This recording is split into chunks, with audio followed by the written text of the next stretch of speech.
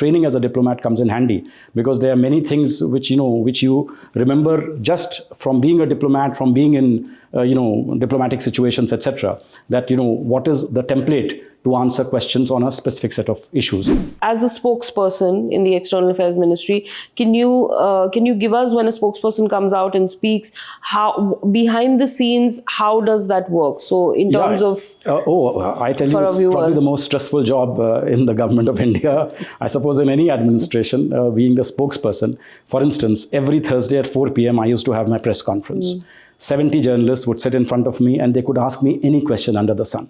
And a good spokesman is one who can take a pass at maybe one, maximum two questions, saying, I don't know about this, I'll get back to you. But if you take a pass on more than two questions, you're not a good spokesperson. So what this entailed was, Monday to Thursday morning, we would pore over all the newspapers and try to see what are the possible questions that could come this week. But at the end of the day, you would always have to be prepared for some questions which came out of syllabus, so to speak. And there it's very simple. If the question pertains to Pakistan, you know the template you have to answer.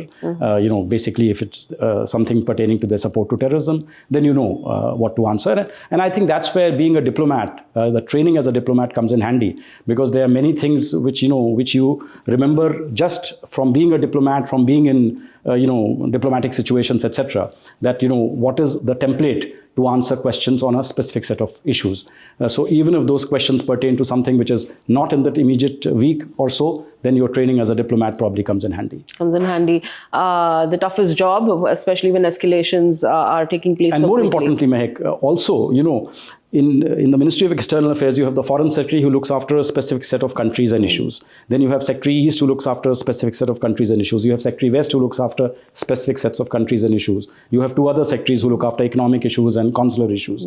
But the spokesman has to answer on anything and everything under the sun, which means he has to be a know-it-all.